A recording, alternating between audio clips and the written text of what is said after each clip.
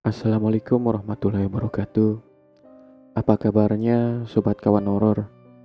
Kali ini saya akan bercerita tentang pengalaman horor yang berjudul Pendakian Gunung Asepan. Pemilik cerita ini dari Sarang Demit. Kalian bisa kunjungi Twitter beliau di Sarang Demit. Baiklah, langsung saja kita mulai ceritanya. Pendakian Gunung Asepan. Gunung ini sebenarnya jarang sekali didaki karena medannya yang terjal dan rumornya kemistisannya yang bikin kebanyakan orang takut untuk mendaki Gunung Asepan. Gunung ini terletak di Kabupaten Pandeglang, Provinsi Banten. Ketinggian Gunung Asepan mencapai 1174 mdpl. Sebenarnya Gunung Asepan ini belum dikelola sebagai tempat wisata dan tentunya masih sangat alami. Baik, mari kita awali kisah ini dengan seorang karyawan yang bernama Fajar. Dia bekerja sebagai call center di salah satu perusahaan besar di Jakarta.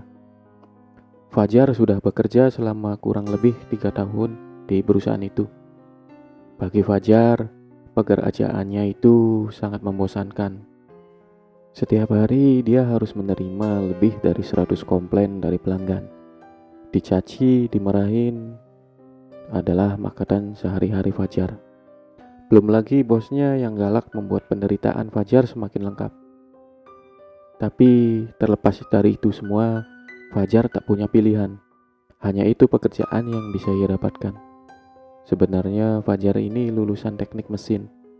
Tapi ketika setiap kali melamar pekerjaan yang sesuai jurusannya, dia selalu ditolak dan posisi call center lah satu-satunya pekerjaan yang didapatkannya. Terpaksa Fajar harus bertahan dengan pekerjaannya itu. Si Fajar adalah seorang rantauan dari Jawa Tengah. Setelah lulus kuliah, dia memutuskan untuk mengadu nasib di Jakarta. Nah, suatu hari dia mau mengambil cuti tahunannya untuk liburan. Setiap tahun Fajar memang selalu mengambil cutinya khusus untuk liburan, melepaskan kepenatan di kantor. Namun tahun ini dia belum ada rencana mau liburan kemana. Sekitar jam 12 siang, di sela istirahatnya, dia iseng buka smartphone. Awalnya dia hanya browsing saja di internet. Namun tiba-tiba di layar smartphone-nya itu muncul iklan OpenTrip. Nah, OpenTrip adalah jasa perjalanan ke suatu destinasi dengan paket yang telah ditentukan dan memiliki kuota peserta yang tidak terlalu banyak. Otomatis kalau Fajar ikut OpenTrip, maka dia akan bertemu dengan orang-orang asing. Fajar tersenyum saat melihat iklan di layar smartphone-nya itu. Dia pun mengklik iklan itu. Ada banyak sekali pilihan destinasi wisata yang di halaman web itu. Fajar bingung karena semua destinasi yang ditawarkan sangat menarik. Dia pun memilih wisata ke Gunung Bromo. Namun saat akan melakukan pembayaran, dia melihat ada destinasi pendakian ke Gunung Asepan. Kedengarannya sangat asing. Fajar belum pernah mendengar gunung itu. Dia pun mengcancel pesanan ke Gunung Bromo dan mengklik pendakian Gunung Asepan. Fajar melihat sudah ada 4 orang yang mendaftar untuk pendakian Gunung Asepan. Dia menutup halaman web OpenTrip dan mulai mencari informasi tentang Gunung Asepan. Informasi yang ia dapatkan cukup minim. Yang Fajar garis bawahi adalah gunung itu jarang sekali didaki dan pastinya masih sangat asri. Dengan cepat Fajar membuka kembali website OpenTrip tadi dan langsung memesan 1 tiket untuk pendakian Gunung Asepan. Kebetulan pendakiannya masih 2 minggu lagi. Jadi Fajar mengajukan cuti dari sekarang. Siang itu selepas istirahat, dia langsung menghadap supervisornya untuk mengajukan cuti. Fajar mengajukan untuk 4 hari, namun hanya di ACC 3 hari saja. Fajar tidak masalah karena pendakiannya hanya butuh 2 hari dan 1 harinya untuk istirahat.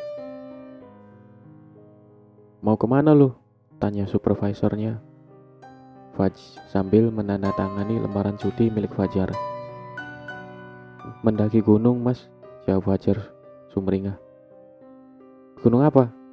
Tanya supervisornya tanpa menatap wajah Fajar. Dia masih sibuk mengecek lembaran pengajuan cuti milik Fajar. Gunung Asupan, Mas, jawab Fajar. Gunung apaan itu? Gak pernah dengar, timbal supervisor. Kini dia menoleh ke Fajar. Di Pandeglang, Mas, si supervisor mengangguk-angguk. Ya sudah, hati-hati, timbalnya. Setelah itu, Fajar pun kembali ke meja kerjanya dan mengenakan headphone. Dia menekan tombol enter pada komputernya untuk menerima panggilan dari customer. Selamat siang, dengan Fajar. Ada yang bisa saya bantu? Ucap Fajar saat ada panggilan masuk. Tolong saya, tolong, teriak seorang wanita dari seberang telepon. Lalu terdengar suara pukulan dan telepon itu terputus. Fajar melepaskan headphone-nya, nafasnya ngos-ngosan. Keringat membasahi dahinya. Baru kali ini dia menerima telepon yang sangat mengerikan. Fajar melaporkannya pada supervisor. Namun supervisor itu tak mau ambil pusing dan menganggapnya sebagai telepon iseng. Fajar pun kembali ke meja kerjanya. Dia menarik napas panjang dan menghembuskannya. Dia mengenakan kembali headphone-nya. Tak ada kejadian aneh lagi hari itu. Fajar bekerja seperti sedia kala, menerima komplain dan dicaci maki customer. Singkat cerita, hari yang Fajar tunggu-tunggu pun tiba. Di kamar kosannya, dia mempersiapkan semua perlengkapan dari mulai jaket, tenda, kantong tidur, dan peralatan hiking lainnya. Titik kumpulnya di stasiun Tanah Abang, tepatnya jam 9 pagi. Untungnya sebelum jam 9 Fajar sudah berada di stasiun Tanah Abang. Bertemu dengan Mas Goro, seorang pemandu wisata dan 2 orang peserta lelaki bernama Arif dan Bakti. Masih ada 2 orang peserta lagi yang belum datang. Mas Goro sibuk menelepon 2 orang peserta itu. Ternyata mereka berdua terjebak macet. Mas Goro menutup teleponnya. Dia berkata ke para peserta yang sudah datang, "Sudah dibawa semua peralatan yang saya infokan di grup?" Tanya Mas Goro. "Sudah, Mas," jawab para peserta. "Saya sudah biasa naik gunung kok. Slow aja, Mas," jawab Bakti. Dari penampilannya, Bakti ini memang tampak seperti anak pecinta alam. Rambutnya gondrong, ia mengenakan gelang dan jam tangannya yang bermode army. Tak lama kemudian, kedua peserta itu datang. Akhirnya, ternyata mereka berdua adalah wanita yang cantik. Fajar sampai bengong melihat kecantikan kedua wanita itu. Umur mereka kisaran 24 tahunan. Kedua wanita itu menggendong tas carrier dan tampak sangat energik. Mereka memperkenalkan diri. Namanya Intan dan Sekar. Sama seperti peserta lainnya, kedua wanita itu juga tidak saling kenal. Open trip memang ajang untuk cari teman baru. Karena semua peserta sudah kumpul, Mas Goro pun menyuruh mereka untuk masuk ke dalam kereta. Perjalanan dari Tanah Abang ke Rangkas Bitung memakan waktu kurang lebih 2 jam. Sepanjang perjalanan, para peserta saling berkenalan. Mereka semua ramah, kecuali Mas Goro dan Bakti. Kedua lelaki itu memang bersikap dingin. "Mas, nanti di stasiun Rangkas kita naik apa ya?"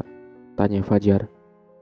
"Oh, nanti kita naik mobil charteran langsung menuju Ciput," jawab Mas Goro. Tubuh Mas Goro terbilang tinggi besar seperti tentara. Kulitnya juga sawo matang. Dari penampilannya itu sudah bisa ditebak kalau dia memang ahli dalam mendaki gunung. Mereka pun akhirnya tiba di stasiun Rangkas Bitung. Sudah ada mobil charteran yang menunggu mereka di parkiran. Mas Goro dan para peserta masuk ke dalam mobil itu. Mereka harus sempit-sempitan di dalam mobil itu.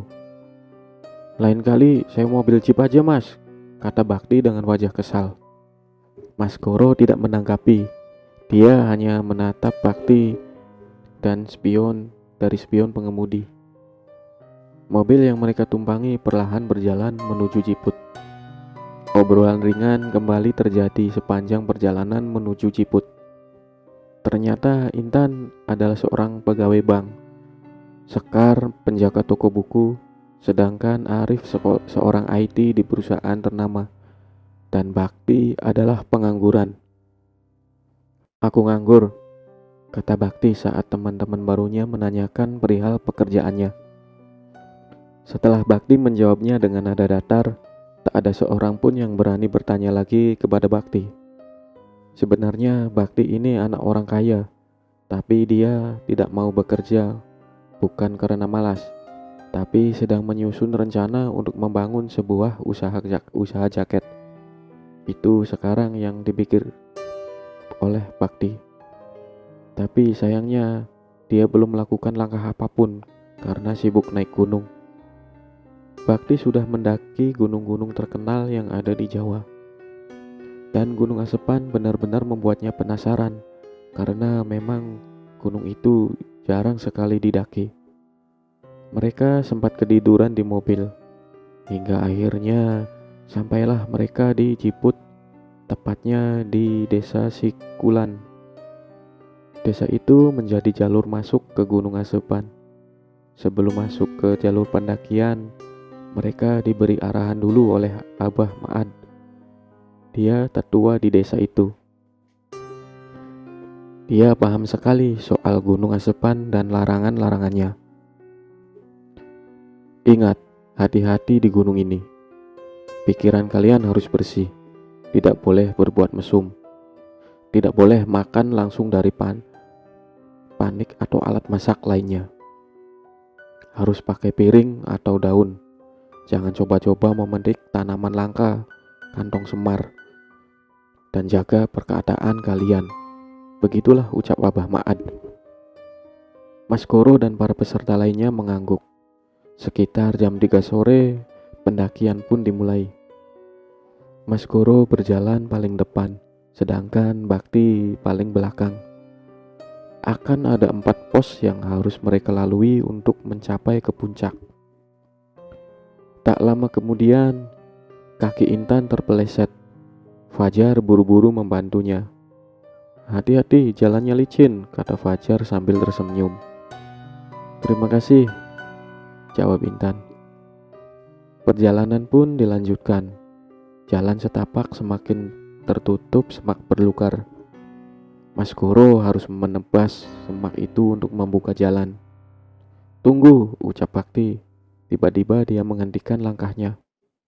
Ada apa? Tanya Mas Koro. Kalian dengar gak sih? Dari tadi di belakang kita tuh kayak ada pendaki lain. Aku mendengar langkah kaki, kata Bakti. 4 peserta lainnya saling tatap. Mereka serentak menggelengkan kepala. Jangan melamun.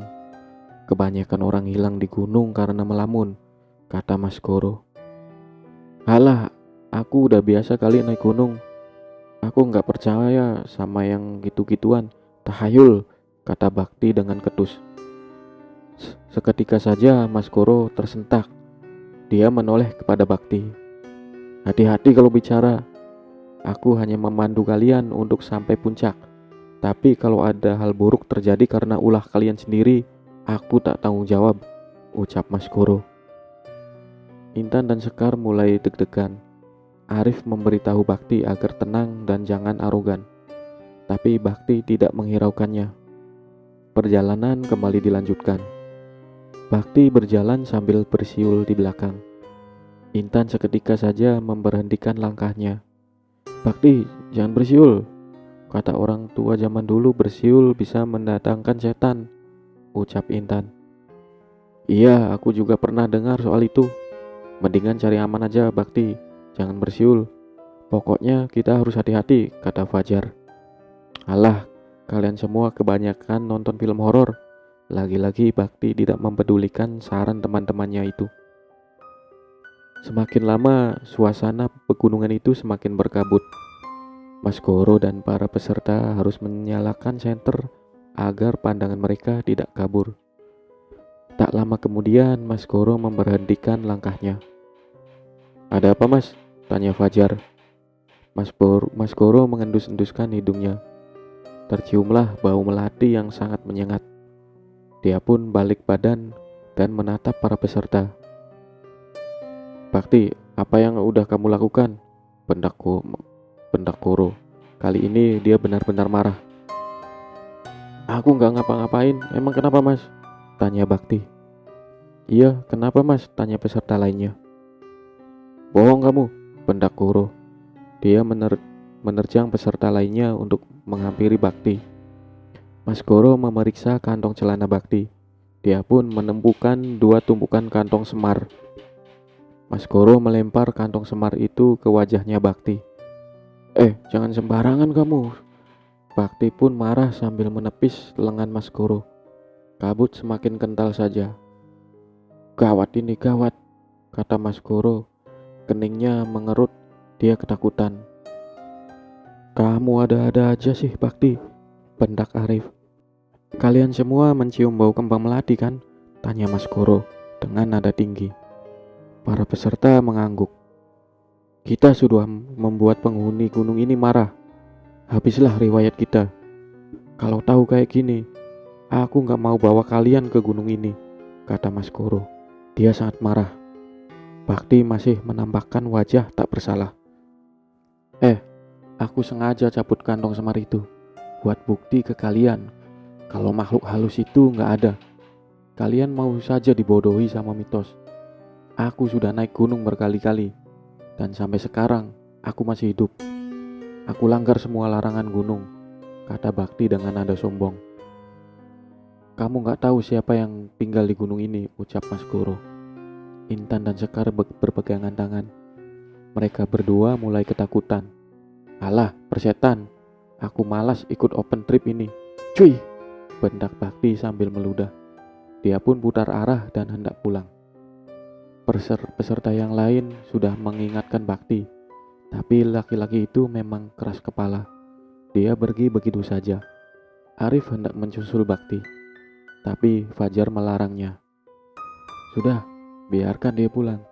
Lagi pula Bakti sudah biasa di gunung," kata Fajar. Arif pun menurut. Mereka pun melanjutkan perjalanan.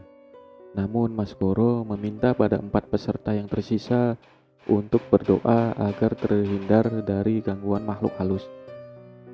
Sekitar 15 menit kemudian, mereka semua dikagetkan dengan kemunculan Bakti yang sedang menuruni gunung di jalur yang sama.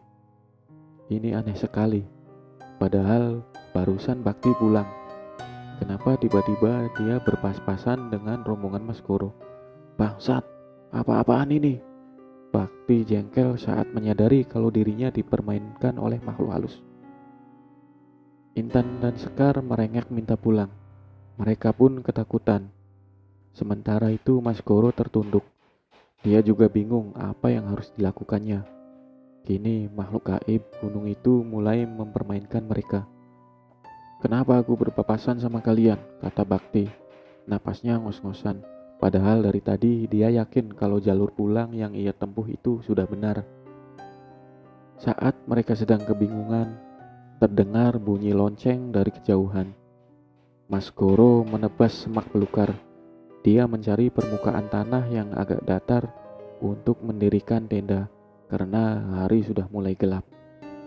Setelah berusaha menebas semak-semak, akhirnya dia menemukan permukaan tanah yang lumayan datar. "Kita berkemah di sini. Pendakian dibatalkan. Besok kita pulang. Saya akan usul ke perusahaan agar mengembalikan uang kalian," kata Mas Goro sambil mengeluarkan tenda doomnya. Lahan itu hanya cukup untuk 3 tenda saja. 1 tenda diisi oleh 2 orang. Tenda Intan dan Sekar berada paling tengah. Sekitar jam 9 malam, mereka pun menutup tenda untuk tidur. Tak ada obrolan atau acara api unggun. Mereka hanya makan mie instan yang dimasak menggunakan kompor portable. Setelah itu mereka bergegas tidur. Tengah malam, semua orang sudah tidur kecuali Fajar. Entah kenapa dia susah sekali untuk tidur. Fajar pun menyalakan HP-nya. Ia senang karena ada satu jaringan yang masuk ke HP-nya. Ada beberapa pesan yang masuk. Dia membalasnya satu persatu. Saat ia sedang membalas pesan yang masuk, terdengarlah suara lonceng dari kejauhan. Buru-buru Fajar memasukkan HP-nya ke dalam tas dan memejamkan matanya. Dia sangat ketakutan. Tepat jam 7 pagi, mereka dikagetkan dengan suara Intan yang menjerit dari dalam tendanya. Semua orang berhamburan menghampiri tenda Intan.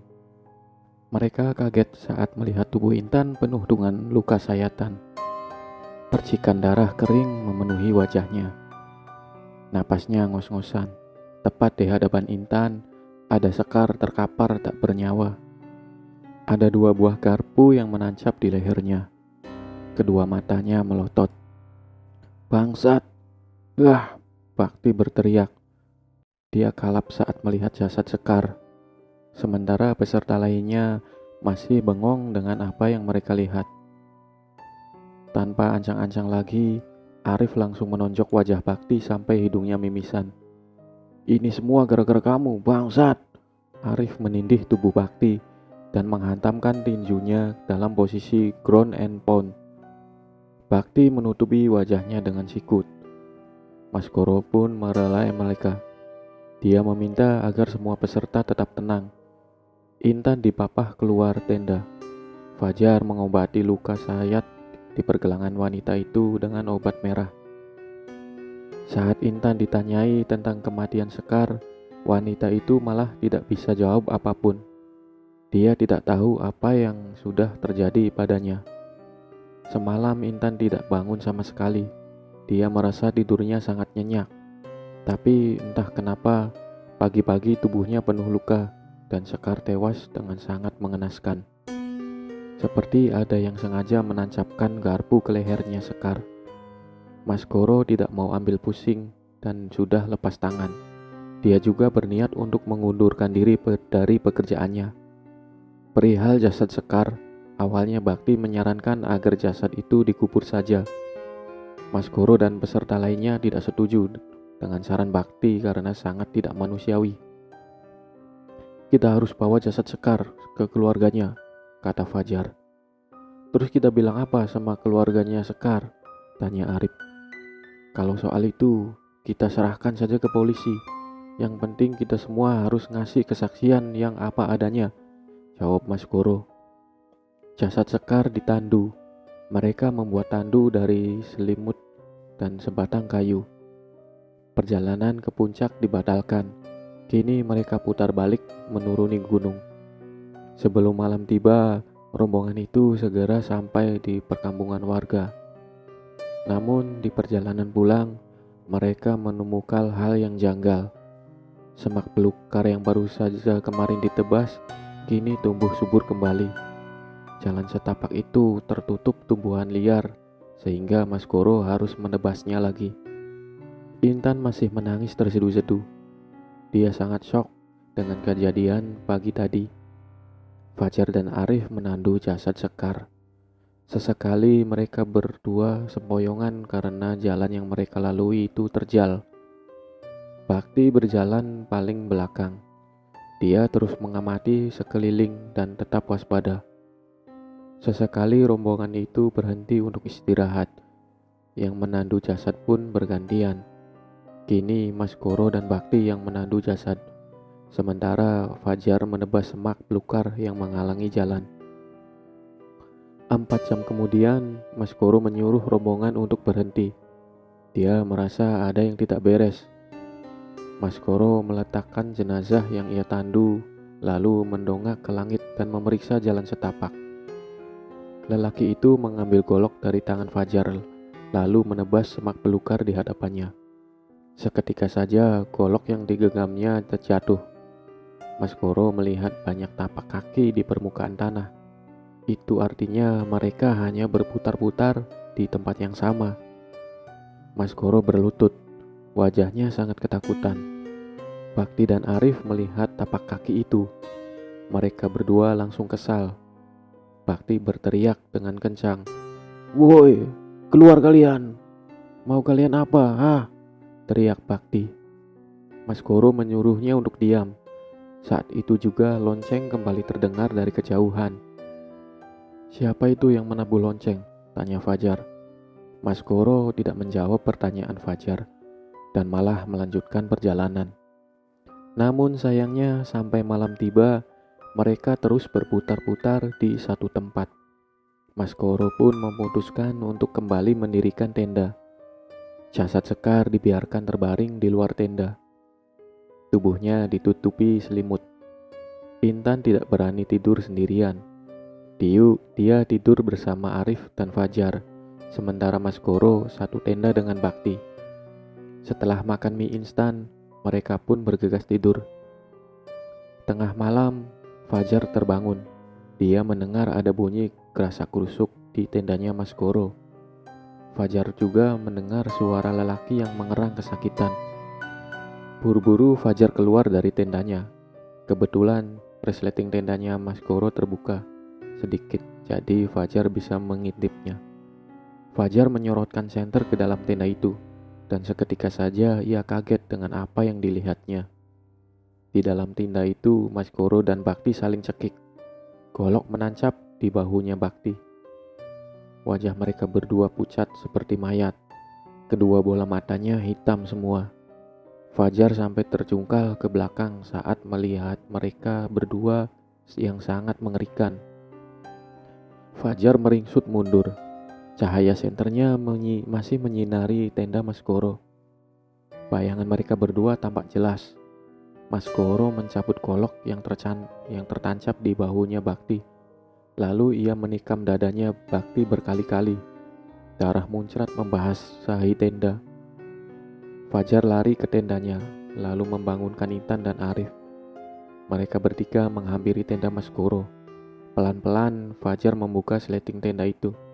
Tampak Mas Koro sedang tertidur pulas dengan wajah bersimbuh darah. Sementara Bakti sudah tewas. Ada golok yang tertancap di dadanya. Intan pun berteriak lalu menangis ketakutan. Arif dan Fajar masih melongo. Kejadian itu benar-benar tidak masuk akal. Perlahan Arif masuk ke dalam tendanya Mas Koro. Dia guncangkan tubuh laki itu. Mas Koro, ucap Arif. Tapi Mas Koro tidak mau bangun. Dia masih tidur dengan pulas. Arif pun menoleh kepada Fajar. Dia nggak mau bangun, kata Arif. Saat itu juga, tanpa diduga-duga, Mas Koro bangun. Wajahnya masih pucat. Bola matanya hitam. Dengan cepat ia mencabut golok yang menancap di dadanya Bakti. Kemudian Mas Koro menikam punggung Arif berkali-kali hingga lelaki itu tewas. Fajar berteriak. Dia menarik tangan Intan. Mereka berdua lari begitu saja, menjauh dari perkemahan. Fajar hanya membawa sebuah senter, sementara tas dan peralatan lainnya tertinggal di tenda. Mereka berdua keluar dari jalur pendakian, menerobos semak-semak. Yang terpenting bagi Fajar sekarang adalah menjauh dari Mas Koro yang sedang kerasukan setan. Mereka berdua kelelahan dan berhenti. Intan menangis. Kedua kakinya berdarah tergores semak belukar yang tajam. Dari kejauhan terdengar suara Mas Koro yang meraung-raung. Suara itu semakin mendekat. Fajar menarik kembali tangan Intan dan mengajaknya berlari. Tampaknya Intan sudah sangat kelelahan, tapi dia memaksanya berdiri. Mereka sudah hilang arah. Tak lama kemudian, terdengarlah suara lonceng. Kini suaranya terdengar sangat dekat. Lonceng itu terus berbunyi. Fajar dan Intan mengikuti sumber suara lonceng itu. Siapa tahu memang ada orang yang bisa mereka temui untuk dimintai tolong. Saat mereka berdua berusaha untuk mendatangi sumber suara itu, dari dalam semak-semak muncullah Mas Koro. Entah bagaimana dia bisa secepat itu menyusul Fajar dan Intan. Mas Koro mengayunkan golok ke lehernya Fajar. Untung saja Fajar masih bisa menghindar. Mas Koro ditendang dari belakang sampai tersungkur. Golok yang ia genggam lepas. Buru-buru Fajar meraih golok itu dan mengacungkannya ke wajah Mas Koro. "Jangan mendekat," kata Fajar. Intan menangis ketakutan di belakang Fajar. Mas Koro yang sudah dirasuki setan, dia tak mempedulikan ancaman Fajar dan langsung menerkam laki-laki itu. Fajar refleks menebas golok itu tepat di lehernya Mas Koro. Darah muncrat. Mas Koro berlutut, tubuhnya lemas. Dia pun tewas seketika. Tangan Fajar bergetar. Dia melongo saat melihat Mas Koro tewas. Tanpa pikir panjang lagi, dia meraih lengan Intan kemudian lari menghampiri sumber suara lonceng yang masih berbunyi. Tak lama kemudian, akhirnya mereka menemukan sumber suara lonceng itu. Ternyata yang membunyikan lonceng itu adalah seorang kakek-kakek. Ia memukul lonceng besar yang digantung pada dahan pohon. Fajar senang sekali saat menyadari ada warga yang tinggal di gunung ini. Fajar menghampiri kakek tua itu dan meminta tolong. Namun anehnya si kakek diam saja. Dia malah terus memukul lonceng itu. Fajar memegang lengan si kakek. Terasa sangat dingin dan kaku seperti orang mati. Si kakek itu pun menoleh kepada Fajar dengan tatapan wajahnya yang datar. "Kalau kalian mau selamat, naiklah ke puncak. Di sana ada makam keramat. Berziarahlah dan minta maaflah," ucap si kakek.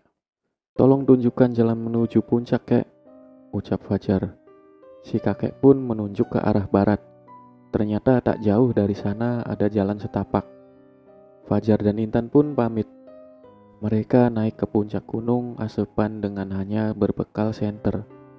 Sialnya di tengah-tengah perjalanan Intan malah kesurupan.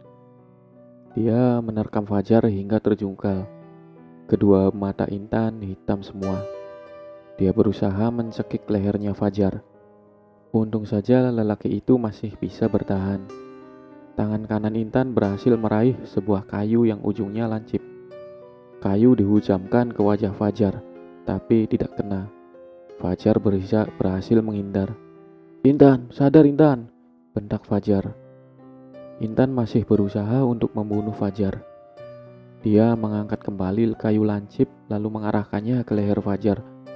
Dan sebelum kayu itu berhasil dihujamkan, Fajar menendang tubuh Intan sampai terpental jauh.